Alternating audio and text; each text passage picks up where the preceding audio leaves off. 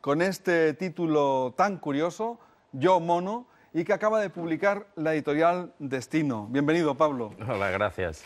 ¿No era Yo Tarzán tu chita? O, bueno. Bueno, ahora después de décadas de investigación sobre el comportamiento de los animales y en especial de los primates, podemos llegar a la conclusión de que tanto Chita como Tarzán eran monos. Bueno, no está mal. Oye, ¿de dónde nace este interés tuyo por el comportamiento de los primates? Sí, bueno, cuando yo nací, mi familia poseía un zoo en Cantabria, que a los pocos meses o casi al cumplir el año de mi nacimiento tuvieron que vender porque se arruinaron. Pidieron un crédito al banco, no se lo concedieron y tuvieron que venderlo a los actuales propietarios. Luego también, bueno, ese amor por los animales se fue inculcando y estaba presente, claro, latente. En la familia, ¿no? Claro, estaba latente de alguna familia el mito, ¿no?, de los animales y del zoológico, y parece que esta ha sido mi manera de recuperar esa leyenda familiar y de traerla al presente y convertirla en realidad. ¿Y qué relaciona la conducta humana con la conducta del resto de los animales? Bueno, pues las analogías y similitudes son infinitas. Desde cómo nos comportamos con otros miembros de nuestro grupo, la política, por ejemplo, o cómo gestionamos las emociones, cómo reaccionamos ante la muerte, cómo reaccionamos ante la pérdida de un ser querido o cuando atacan a un amigo o un aliado. También similitudes en cuanto a cómo innovamos, cómo creamos, cómo generamos soluciones para adaptarnos mejor al entorno.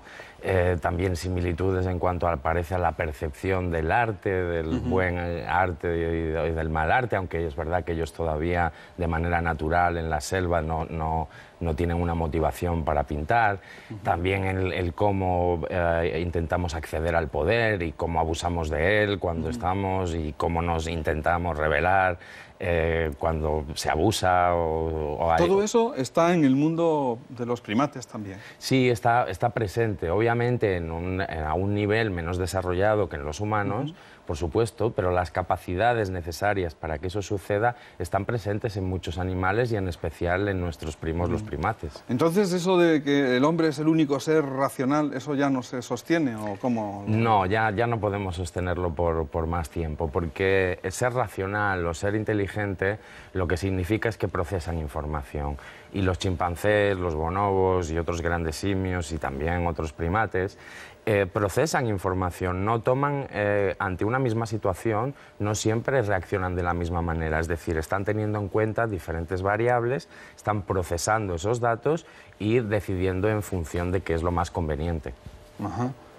Bueno, es que me has dejado un poco así sorprendido, ¿no? O sea, como que ya no somos el único animal racional de la naturaleza.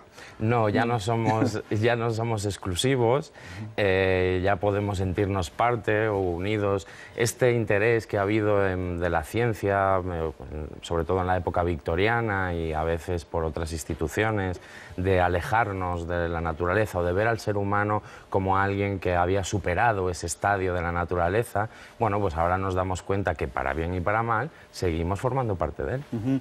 Hablas en uno de los capítulos de los malos líderes sociales dentro del mundo de los primates y por comparación luego, la verdad es que cuando lo lees, ¿no?, dices, pues es que es igual, ¿no? Hablemos de ello. Claro, porque en chimpancés, y esto me lo recordó Jane Goodall en alguna conversación que he podido tener con ella, en chimpancés y en otras especies de primates tenemos ejemplos de buen y de mal liderazgo. No se trata de compararnos con ellos para lo malo o para lo bueno, sino simplemente porque nos ofrecen una diversidad.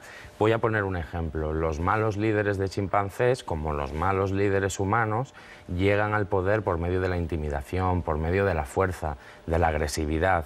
Esto lo que acaba generando es que el grupo se una en su contra y trate de expulsarlo. Bueno, pues en humanos pasa exactamente igual.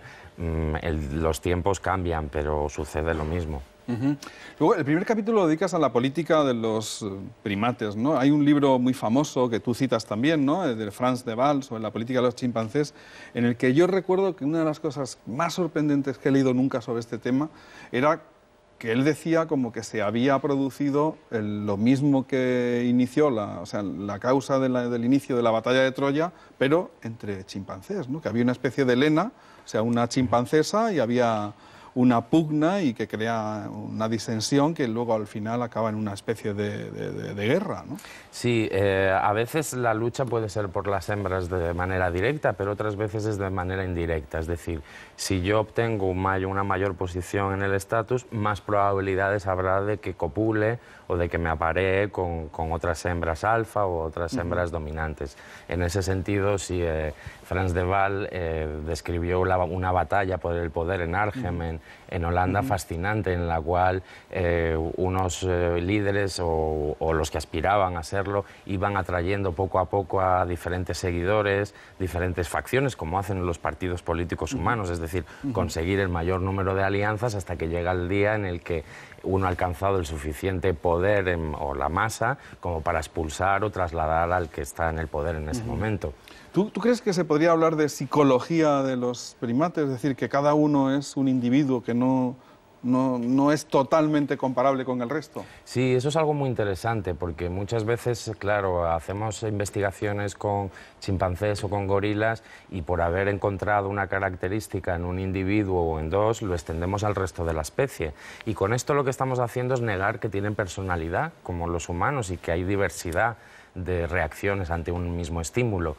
Se empiezan a aplicar test de personalidad como el Big Five, que han sido aplicados en humanos durante décadas, a los chimpancés y los resultados son positivos, es decir, encontramos una diversidad de personalidades también en ellos. Yo recuerdo, había creo que era una gorila, ¿no? Coco. No sé si la conoces, sí, ¿no? Sí, claro. Sí, que no. Podía hablar, ¿no? Es decir, que se podía expresar por el lenguaje de gestos americano, el Aimsland, ¿no? Sí, sí. Háblanos un poco de ella, porque yo creo que uno de las fronteras, ¿no?, de la racionalidad se había dicho que era el uso del lenguaje, es decir, la capacidad para entender y hacerse entender por medio de signos, ¿no? Claro, ellos no tienen el aparato fonológico preparado para hablar como lo hacemos los humanos, pero sí parecen tener la capacidad para construir mensajes, una capacidad gramatical para construir frases, bueno, ciertas reglas gramáticas parecen entenderlas. Coco se le enseñaron lenguaje de signos. No recuerdo la cifra exacta de cuántos, pero entre 700 y 1000 y pico que llegó a aprender, lo cual es una barbaridad. Hay muchas personas que de verdad que no usan tantas palabras como estos gorilas. Lo increíble de cuando se enseña a los primates es que podemos acceder a su mente, a esa caja negra, ¿no? Que de otra manera no podríamos, porque no se les puede preguntar directamente qué te pasa, cómo te sientes. Y Coco, mediante el lenguaje de signos, nos revelaba mucho de lo que estaba pasando en el interior de su cabeza y pudimos saber cosas como que se emocionaba cuando veía películas tristes y tenía que darse la vuelta para evitar, ¿no?, la emocionalidad, ese contagio emocional, como cuando vamos nosotros a ver una película y vemos una escena especialmente sensible o triste y apartamos la mirada, ¿no? Pero es que además Coco hacía las señales de que parecía estar entendiendo lo que sucedía en la película, porque hablaba de llorar, de fruncir el ceño, de despedida, de tristeza, es decir, estaba mostrando una empatía hacia lo que estaba sucediendo en la pantalla, ¿no? En concreto, su película favorita era Te con Mussolini, ¿eh? Bueno, eso no lo sabía. Oye, y yo otra cosa que observé viendo un vídeo en internet sobre Coco era que no era aceptada, ¿no? Que no era aceptada como hembra por un gorila macho con el que estaba y todo eso. Sí. ¿Sabes si ha tenido crías o no sabes? Sí, creo que ha tenido descendientes después, pero claro, entre gorilas la aceptación de las parejas es un asunto complejo. Los zoológicos realmente tienen que idear y desarrollar maneras de combinarlos, incluso a veces trasladarlos a otros zoológicos, porque unos no se aceptan a otros. Es decir, como en humanos, no cualquier pareja está dispuesta a copular y a parearse. Tienen sus preferencias también. Claro. Hablas también en el libro del altruismo, ¿no? Hay muestras evidentes, ¿no?, de altruismo entre primates, aparte de los seres humanos.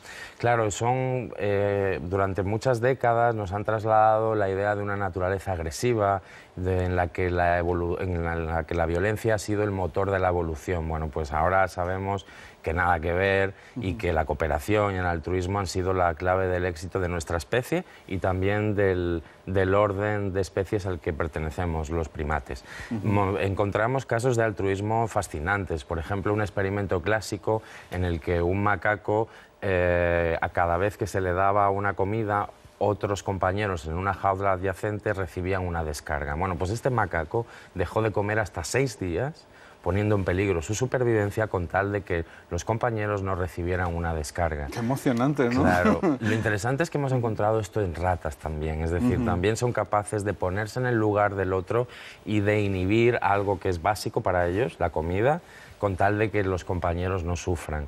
Pero también encontramos casos de delfines que, por ejemplo, ponen en riesgo su vida para ayudar a otros compañeros. A veces incluso delfines heridos en explosiones bajo el mar, ¿no?, que hacen compañías petrolíferas. A veces se ha visto cómo los compañeros le ayudan a ascender a la superficie para que pueda tomar aire. Caramba. Bueno, otro de los capítulos es sobre los primates artistas, que ya te has referido un poco, pero podíamos a lo mejor abundar un poquitín más, ¿no? Quiero decir, normalmente cuando no están en cautividad y eso, no desarrollan habilidades artísticas. No, no las desarrollan. Ahí tenemos que aceptar que de manera natural ellos, con los materiales que pueden encontrar en la selva, no realizan manifestaciones artísticas. Los pájaros sí, los pájaros de emparrado que construyen casas y luego las hembras, los machos se van pasando, o sea, las hembras se van pasando por estas construcciones de los machos y eligen la más bonita. Ahí parece haber un cierto sentido de la estética, ¿no?, y del arte, entre comillas. Pero no, es cierto que en primates de manera natural no lo encontramos. Lo que sí ocurre es que cuando se han dejado pinturas y papeles al alcance de chimpancés, estos sí han tenido una motivación para pintar y para desarrollar formas que no sabemos muy bien qué significan, pero que sí expresan o que sí manifiestan que tenían una idea final del objetivo, ¿no?, una imagen del objetivo de lo que querían conseguir. Porque Desmond Morris, que enseñó a un chimpancé a pintar, no enseñó, le permitió pintar a un chimpancé que se llamaba Congo, se dio cuenta de que cuando, por ejemplo, le quitaba el dibujo por la tarde porque era hora de irse a dormir, al día siguiente lo retomaba en el mismo punto, el dibujo. Eso quiere decir que tenía una idea, una representación final de qué es lo que quería y lo que deseaba. Y luego, además, en pruebas que han hecho los primatólogos japoneses, han descubierto que tienen cierto sentido de la sincronía, del orden, del espacio, de la percepción de la estética, etcétera, que compartimos. Es decir, que aunque todavía no tienen una motivación como los humanos para expresarla, las capacidades básicas ya aparecen en estos primates. Muy bien, Pablo, ha sido un verdadero placer compartir estos minutos contigo. Lean este libro, Yo Mono, que es un libro extraordinario, muy divertido y además muy instructivo.